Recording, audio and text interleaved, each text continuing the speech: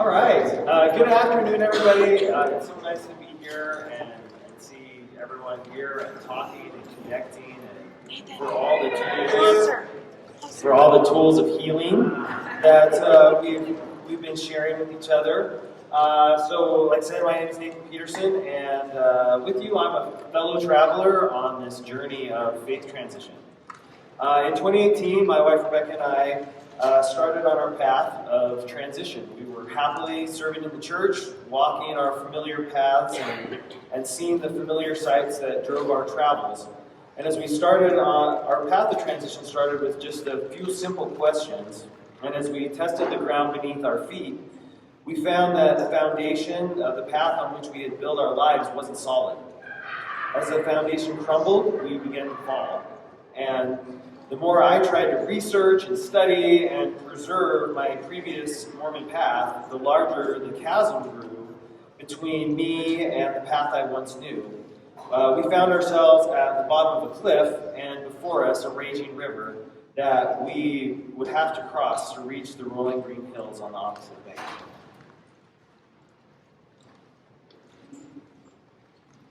It's like not the most important part.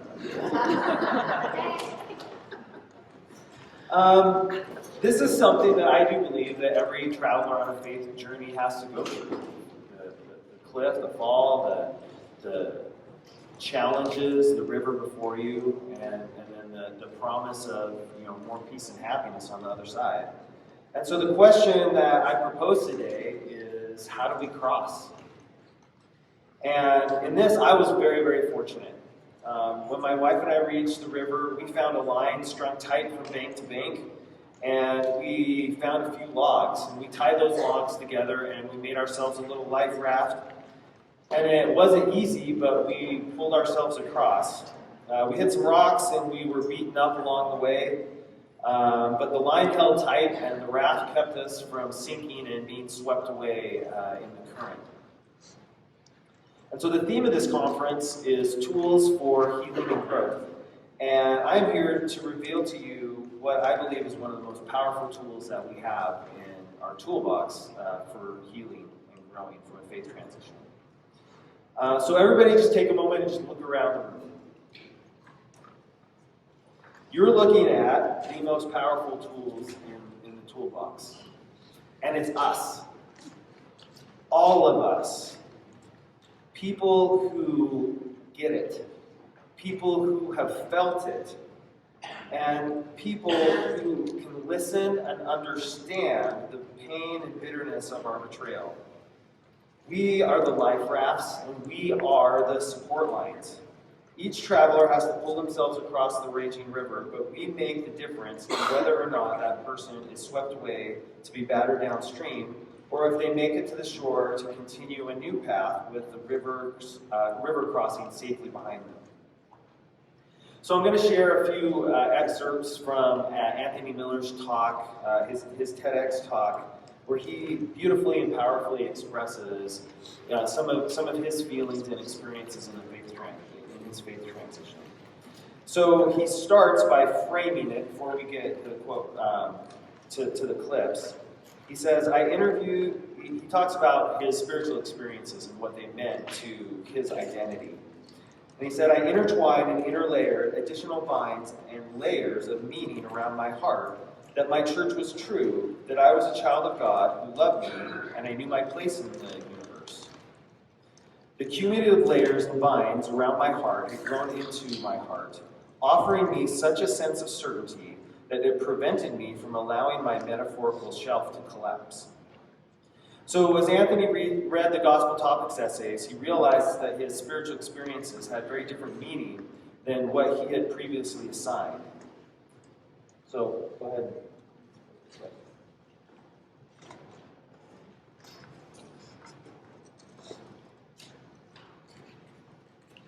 I thought they were.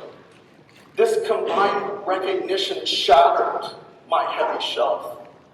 All the irreconcilable problems and dissonance that I accumulated over the decades lie in a pile of scattered broken pieces on the floor. Also in those very moments, all the intertwined lines and layers of meaning around my heart that became one with my heart were abruptly and violently ripped from me, leaving my heart a shredded, bloody, tangled mess. My very identity in those moments became an empty void. The heavens closed, and it was as if the God I always knew never existed in the first place, notwithstanding my cries out to him in those very moments.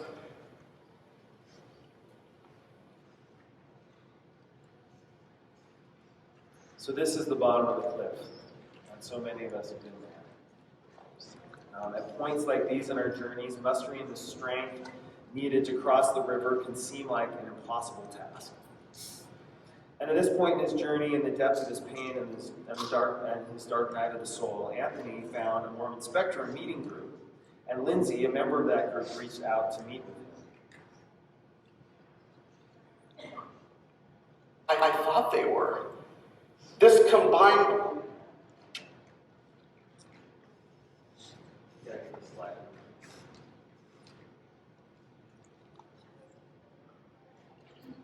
morning, and so over breakfast I sat with Lindsay, and I shared my full story in person for the very first time with someone who could fully hold it. And like a good Samaritan, with a ministry of presence, Lindsay held my story as if it were the most important she had ever heard, even though she had heard hundreds like mine. She didn't try to fix me. She didn't tell me I was wrong. She didn't try to reconcile the irreconcilable. She just offered a grace and ministry of presence. Lindsay assured me, "You've got this. You've got all the tools. It feels like you're sinking in quicksand, but you're actually standing on solid ground. The grief you feel will burn the ground to prepare it for new growth, and you get to decide what that is." And somehow, I believed Lindsay, and she gave me a temporary reprieve from my 7-week-long dark night of the soul. I later learned that Brene Brown refers to what Lindsay did as the ministry of presence, or holding the hand of a stranger. I didn't know this at that time. All I knew is that what I experienced with Lindsay that morning is something that needed to exist in the world. And whatever it was, not only did I need more of it, I need to be a part of it.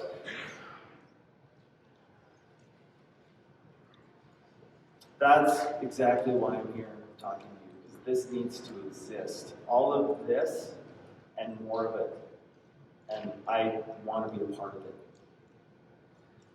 Communities have the power to heal, and one of the most isolating parts of the faith transition is that your form of community can no longer hold your story.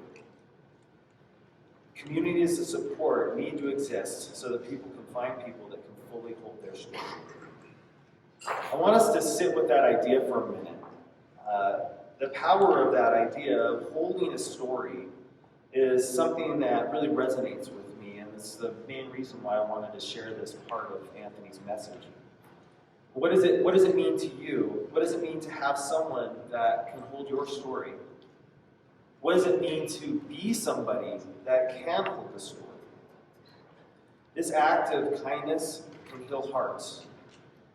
Acts of kindness like this from people who know is going to make the difference for those crossing the river. So I want to take a minute and scale up the metaphor a little bit. Thousands are falling down the cliff. Tiffany talked about how many she's got. I mean, thousands upon thousands are falling down this cliff, and because a relationship with the truth can't sustain their path. Many are in the river, some have rafts and lines, some are strong swimmers and fight their way across, others are broken on the rocks and emerge on the other side too tired and worn to carry on. Some don't make it at all. So in November of 2019, I attended the first Thrive Conference in the Salt Palace in Salt Lake City.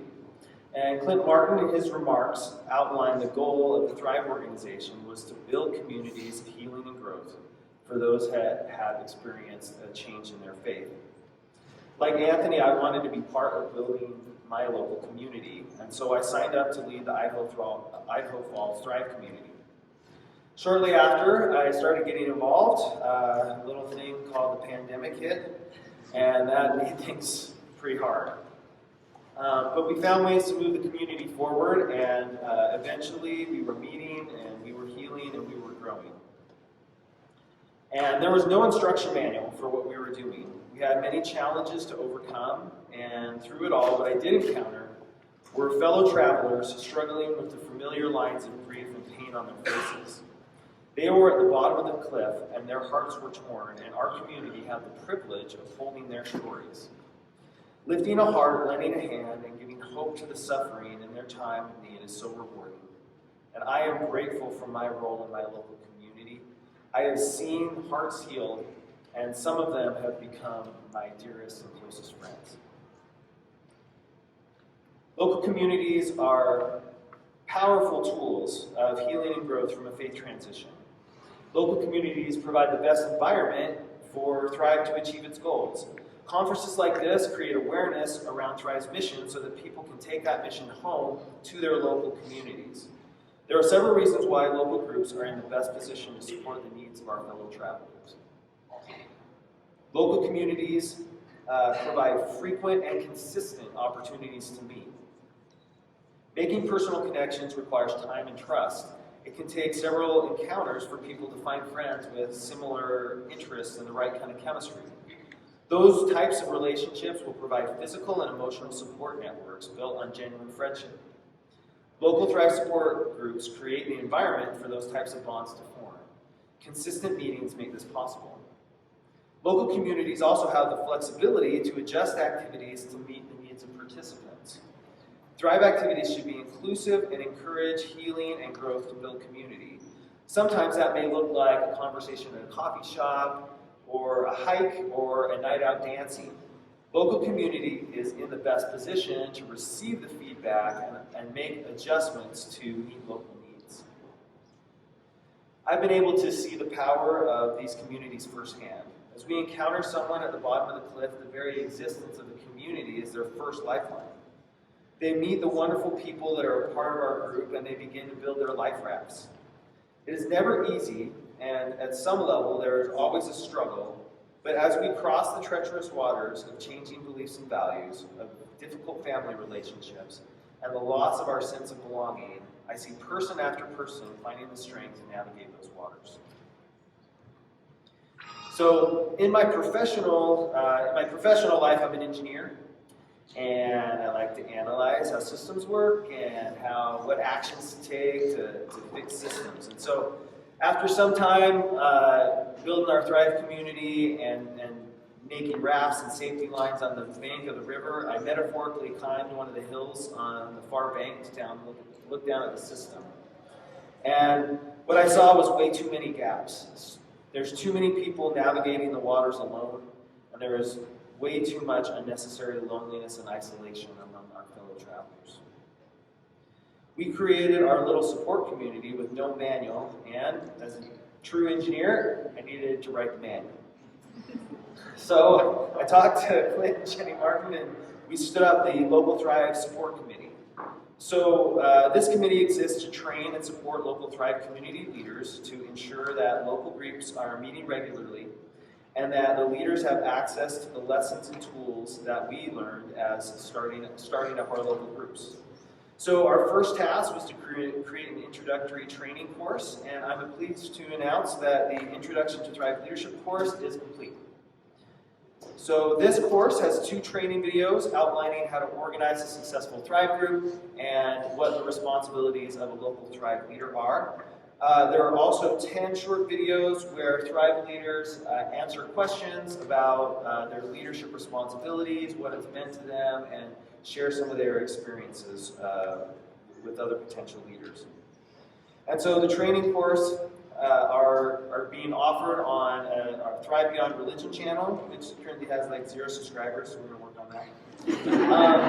It's actually, these videos, the training videos are hidden, and And so we're going to post some of the information from this conference up on the public site. But if you want to have access to those, I think that's one of, I think it might be 2 slides down.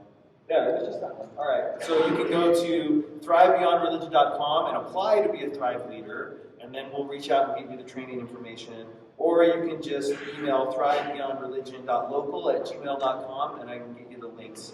You can go check out the training videos that we made. So, in addition, the local support committee will be conducting quarterly Thrive meetings so that leaders amongst leaders, so that we can share experiences and we can continue to write and rewrite the training manual as we learn and grow the Thrive organization. So with better organized training, local leaders will be able to expand the reach of the Thrive organization and ensure that the weary and suffering travelers have a healthy community to support them in their river crossings. So to close the gap in our support networks and find those that are trying to cross the river alone, we need your help. Thrive is most effective when people are active in their local communities. In the end, Thrive has no power unto itself. The true power is in the people helping other people. And Thrive can only get bigger if our communities get closer to those people in need. Thrive fulfills its mission by creating a healthy local environment where people can find a community to belong. The local support committee will do its part to make sure that those communities are available. And we need you. We need people who get it. We need people who have felt it. We need people that know how to hold a story. We need you to come and use your strength to help outfit your fellow travelers and help them cross the raging river and safely reach the other shore. And as we continue along our path, may we all find the connection and acceptance that our hearts yearn for and that each battered and really weary traveler deserves. Thank you.